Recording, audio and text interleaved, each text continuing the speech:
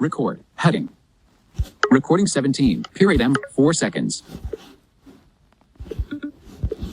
Home.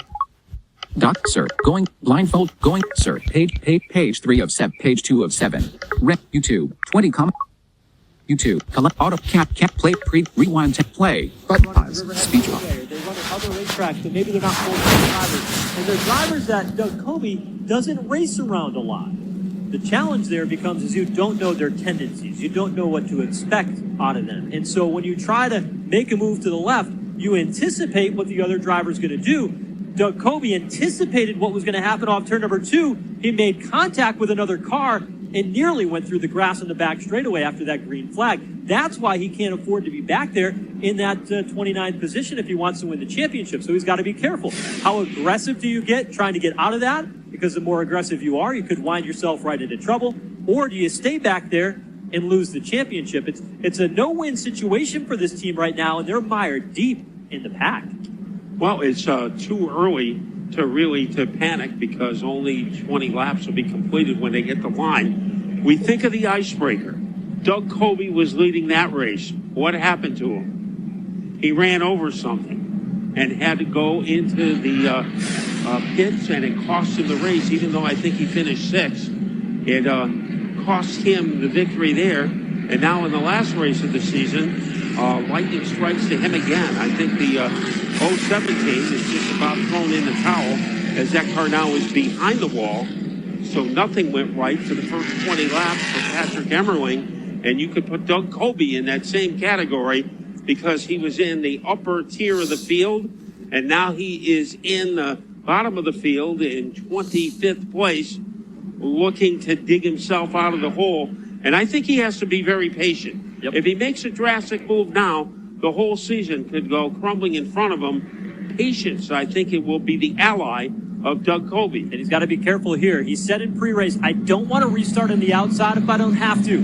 He's on the outside now. Green flag about set to come out on the front row. It's Bobby Santos and Justin Bonsignore as we get the green. It's clean as they come through the start-finish line. And here comes Santos digging on the bottom. But a great move by Bonsignore as he was launched back into the lead. Ronnie Silk underneath Woody Pitkat. That is a fight for third place. They fire all their way off the corner, and it is Pitkat to hang on to third by his toenail. Boy, Woody Pitkat making that Eddie Harvey #1 car look really good here today. Running to the third spot, teamed up with his team midway through the season. Right behind him, Billy Saladino in that 16 car, coming right on through to slide into fourth. And right behind him, making some noise, that is the 46 of Craig Lutz. So he is off to a great start. He has run well in every race here at Thompson this year. So Doug Coby trying to dig himself out of a pretty big crater. But it is Bonsignore doing what he needs to do. Not only does he need to win, he would also like to lead the most laps so he can get a bonus point there. Right now, that's working to his advantage. So look at Doug Coby a little further back. Single file among most of the top 10. Coby is right behind guys who are 2 and 3 wide. Where does he go? He looks to go to the bottom side of the racetrack, trying to follow J.B. Fortin on through and see if he can sneak past Kyle Silver and some of the others that are running back there around 20th and 25th. Coby right in line off turn number 2, and they are still side by side ahead. Coby is 23rd, and he needs to get in the 14th and put a padlock on the title. Good battle between Jimmy Salamito in the 16, Ronnie Silk in the 85. Silk almost tried to get underneath him. One guy who has moved into the top tier we haven't talked about, Eric Goodale, as he is in that nuclear color, number 58. Matt Swanson has been steady in car number 3. Swanson is currently running 8th. Swanson having a solid day, trying to maintain the top 5 championship point standing. Doug Coby deeper in the field, gets by the 5 machine, sneaks underneath him, and slides into position here. Now he'll have to set his sights on Kyle Silver, who's right ahead with that white and red number 95. Meanwhile, Ronnie Silk has a lane down to the inside of Tim. And Doug Coby moving in on Silver. That is a fight for 20th place. And Coby almost got underneath him, but then Sofer had some giddy up coming out of turn 2. Kobe will try it again. One of the challenges for Kobe is that ahead of him, the 06 machine of Sammy Rainbow, who's got a lot of experience at this racetrack through the Modified Racing Series, is carving his way through the field, but he's kind of hung up with Blake Barney right now in the 14 car, so Kobe's got to sit there and ride. Now they're 2x2 ahead of him still. This time it's Soper and Rainbow going at it. When Kobe looks in the rearview mirror, they're 2x2 behind him. He's got nowhere to go. Barney came close to hitting the wall on the backstretch, and Kobe does not want to get into the middle of that. Up at the front, Bonsignor, he is able to expand his lead over Bobby Santos. Pastriak is making a move against Robbie Summers. Remember, he was in 4th or 5th place when he ran into some trouble and wound up on the infield grass. So Pastriak right now is in 15th place. Most of Fifield on and off pit lane. We continue to keep an eye on the battle mid-pack. We got the 64 of Robbie Summers getting sideways in the high lane of the racetrack. That allows Sammy Rainbow to get through. Kyle Soper gets through. Now Doug Kobe, he's trying to follow them through in the bottom of the 2 car. He gets by both Summers and Blake Barney pretty quickly, but he's still behind Kyle Soper, now to the back straightaway. Kobe looking inside in turn 3. And Kobe bounces underneath that 95 of Soper, and this time he might have found the solution as he is able to scamper his way underneath the 95. Let's see if he can flip him, and he will be able to do it. So Doug Kobe now moves up into 18th place. Kobe working his way through the field. Still not in position to win the championship here just yet. Still 35 laps in. Long way to go. But he's got to get out of this stuff if he wants to be able to move forward and have that track position. He's got to carve his way through the field pretty quickly. Finally gets underneath Sammy Rainbow on the back straightaway. And Kobe will be able to dispatch him. And then he's got Tyler Ripkema right ahead of him in that white and black number 32. He'll continue to run on the bottom side of the racetrack and try to make the inside lane work as he continues his march now inside the top 20.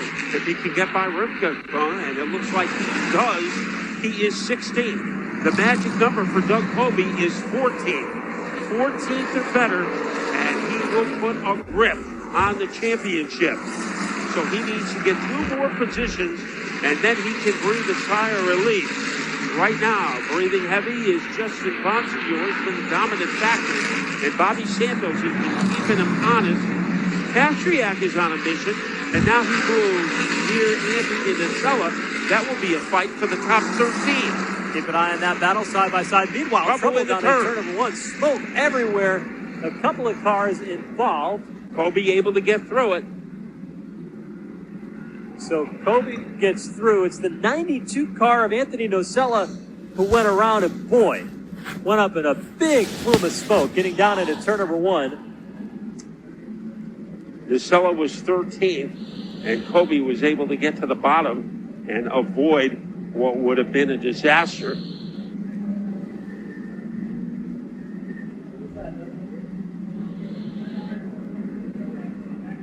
So the 92 of Anthony Nocella up into the outside wall up there in turn 1. Safety vehicles making their way to the scene. We're 39 laps in, 3rd caution of the race so far.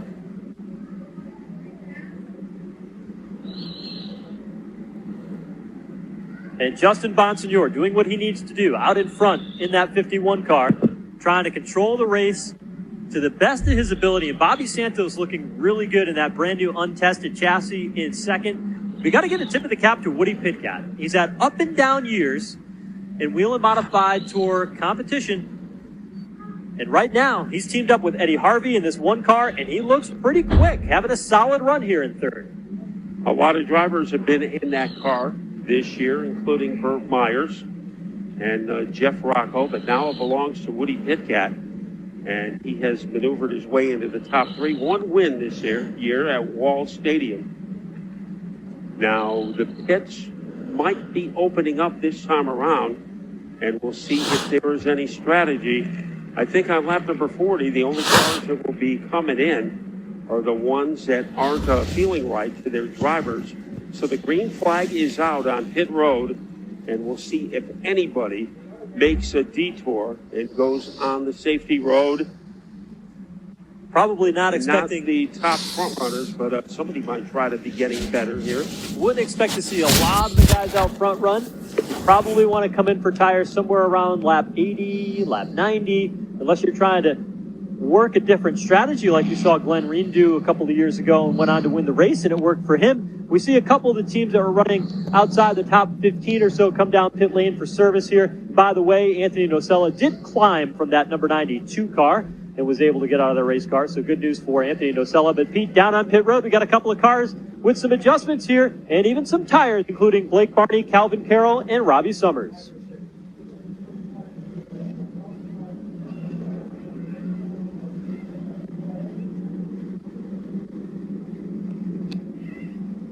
Summers getting right side work being done on his machine. Right rear tire change for Blake Barney. Same thing for Calvin Carroll. Pete's very active pit road here under this caution. Yeah, the standard stop for most of these guys right now with Rob Summers, as you said, right side tires. He's down and away. Not happy that he had a couple of other cars get out before him as he peels right out of his. But again, just standard service for these cars that came in. Not surprising, Pete, to see right rear tires go on these cars, Matt. We saw how loose they were getting up off turn number 4 coming to us on the front straightaway. The car's jumping out sideways like that. You're going to burn that right rear tire off quite a bit. You're going to burn it off pretty quickly if your car is too loose. So they'll come in, make some adjustments, try to adapt to the weather here, and get new right rear tires on these race cars. A couple more cars coming down pit lane for adjustments, but we still stay under the caution flag while cleanup continues up in turns 1 and 2. So it was just a one tire change for Summers. So he has a couple more in the bank.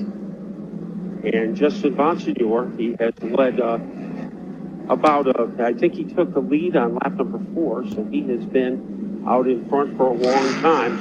And you get one bonus point if you lead the most laps. And I think Bonsignor is counting on that as he tries to pull the rug out from under Doug Coby. Doug Coby, according to our scoring, is 15. So all he has to do is pass one more car, and he will be in the comfort zone. If he is in the top 14, he will be untouchable as far as Justin Bonsignor is concerned. So a pretty good comeback by Coby. Maybe a couple of scary moments, but he has made his way from 29th when he came out onto the track. Right now, we are going to go to Pete Falcone and see what's happening on pit road. We're down here beside the number 92 out of the race. Anthony Nocella is right here. And Anthony, after a big win last weekend at Lee Speedway with the Modified Racing Series, unfortunately, you're out a little early today. Yeah, kind of tough one there. I mean, practiced real good right up front and struggled a little bit in qualifying. Then we had a real good car there in the race, just kind of trying to buy our time. They had all the tire change, and I think we were going to be awesome there. And just unlucky they kind of blew the motor up getting down the end of the front stretch and just went around in our own oil. Tough way to end the season. Yeah, definitely. Kind of would have been nice to run good and had a decent run going. Anthony Nocella is out early and obviously disappointed. He felt that he had a good car and had the strategy all set, but unfortunately the engine lets go at the end of the front straightaway.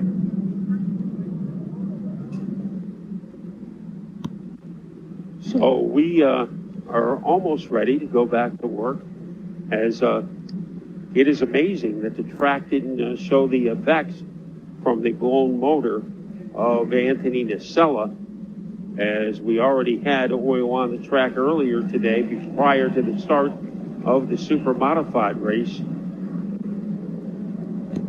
So it is Bonsignor, who was third fastest in time trialing yesterday, took the lead early. Santos has been there with him to make sure he doesn't get lonely. And then we have Woody Pitkat, and I think a lot of people were surprised how good that number 1 car has been this weekend.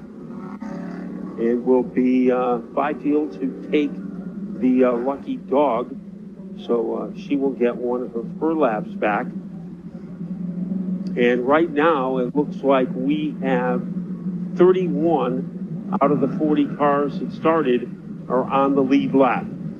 Safety services team just working along the front straightaway a moment ago and down into turn number 1. We saw some of the speedy dry that was laid down on the racetrack after Anthony Nocella's car went up in smoke. You see a lot of smoke like that. A lot of times the oil comes out and just burns up on the headers. Doesn't get too much onto the racetrack. The oil wasn't too bad out here on the track. And as a result, be a pretty quick cleanup here. Get this oil scraped off. Not too much speedy dry on the track. And the reason why I say that being important is you're right in the restart zone, Matt, where we've got all these modifieds on track. They're all coming up through the gears. You grab a gear, it's like driving on ice when you got speedy dry out there, so you've got to be careful. So they're going to go ahead and make sure they get the track blown off, but it's race ready. We get back underway here, just 45 laps in to the Sunoco 150. Just to remind you, race fans, just because the racing action concludes here today at the Oval at Thompson Speedway, keep in mind we're back at it November 1st, 2nd, and 3rd for the 48th annual Don Honing's Original Flea Market and Swap Meet. Northeast's largest automotive flea market, over 1,500 vendors scattered around Thompson Speedway Motorsports Park. It's a rain or shine event, Saturday and Sunday, 7 a.m. to 5 p.m. And so if you've got things in your garage you want to clear out, now's the opportunity. If you're looking for that hard-to-find part, guess what? Now's the opportunity. I'm a classic car guy myself, and the car that I enjoy playing with is an Oldsmobile, and it's hard to find Oldsmobile parts. Chevys, you can find them all over the place. Fords, no problem. But when you start getting into some of the other stuff, you need to come to a swap meet like this to be able to find those hard-to-find emblems, parts, engine components, decals, whatever the case may be, body components, bumpers, whatever it is. You can find it at a place like Thompson Speedway here, November 1st, 2nd, and 3rd, Don Honing's Flea Market and Swap Meet. So we are getting almost ready to resume. Now, Doug Coby, he has to get into the top 14. He is 15th. The car immediately in front of him is a rookie, Dylan Slepian. So I think that Coby is going to be on the move early, get by the rookie, somebody that he really is not familiar with. And then when he gets by him, he'll be with guys that he knows, like Chris Pastriak. So I think we can look at Coby to erupt early to try to get by the 70 car as quickly as he can, because he doesn't know what to expect from him. Field rolls up off turn number 2. Lights are out atop. Pace car means we'll go racing next time through. There'll be 48 laps complete when we get the green flag. Race leader continues to be Justin Bonsignor on the outside. He's the control car. Video on player. the restart. C He's video gotta be player. the guy C to CL decide collapse when the auto race cap starts C in the CL restart zone. And that's YouTube the cone that's sub on the action front menu straightaway video on auto the cap wall. plate As they come off turn number 4. next That's third where full Bonsignor track can NASCAR fire. some full races Somewhere in the 2000 vicinity NASCAR of wheel and that modified marker, track they position come up off turn speed number draw. 4. Bobsled, just as they come off turn number 4. That's where Bonsignor can fire. Somewhere in the vicinity of that marker as they come up off turn number 4. Bobsled atop the flag stand. Just as they come, he's the control car on the restart. The pace car means we'll go racing next time through. There'll be 48 laps complete when we get the green flag. Race leader continues to be Justin Bonsignor on the outside. He's the control car on the restart. He's got to be the guy that decides when the race starts within the restart zone. And that's the cone that's on the front straightaway on the wall just as they come off turn number 4. That's where Bonsignor can fire. Somewhere in the vicinity of that marker as they come up off turn number 4. Bobsled atop the flag stand gives him the green flag. Justin Bonsignor off and running a near perfect start. He'll lead him down to turn 1. Yeah, might have got a helping hand from Craig Lutz. And now Lutz moves into second, gets by Santos. Here comes Salamito. He moves into third. What will Lutz do as he looks for racing room down low against Bonsignor, who is holding him off for the time being? There's the battle now for the race lead, settling down for a moment. Bobby Santos is on the front row. He's now slid back to the 5th spot, right in front of the machine who's running in the 6th spot at the moment, and that is in the form of Ronnie Silk. On the back straightaway they go, side by side behind them, and Swanson working the inside lane, trying to pick up more ground. And here is Coby trying to get by the 70. He is having a hard time doing that. Now he's working against Joey Bucciacharo, and Coby clears the 47, going after the 70. And it is Coby dead even with Derek Seppian. And Coby, did he take it to the top 14? He did. So he is where he needs to be in order to rack up a championship. Dylan Slepian, no spots, experienced young driver. Former winner of the Islip 300 a few years back. Riverhead Raceway, Long Island. Taking a stab at it here in the Wheeler Modified Tour at Thompson. And he now is starting to fall back a little bit. Doug Coby gets on through. Coby's got a fast race car. He's now working to the inside of Andrew Krause. trying to pick up 13 here on the back straightaway. Well, he wasn't faster than Andrew Krause yesterday. Let's see what today brings. A pretty good move underneath by Kobe. Got a good fight coming off the turn, and he puts it to use. And he's trying to laser beam underneath Krause. Krause is a tough customer. Krause is good. We talked about it. 7 in the Bud 150. Up front, pressure in the form of Craig Lutz. Justin Bonsignor leads the way. Craig Lutz, he's got the confidence in that first win in one of the biggest races on the Wheel Modified Tour schedule. That's the fall final at Stafford Speedway, and Craig Lutz is putting on the heat. Bonsignor holding on to the top spot, but maybe not for long because Lutz is there. And Lutz has led a lot of laps this season at Thompson, trying to lead now. Lap 55. But Bonsignor has too much energy. It is Hickett leading the next group. Kobe is gotten by Chuck Costco. So Doug Kobe now is climbed into 11th place. Battle just outside the top 2, pretty racy as well. Sidney Salamino trying to hold off Bobby Santos. Santos, remember, fell back in the fifth under the start.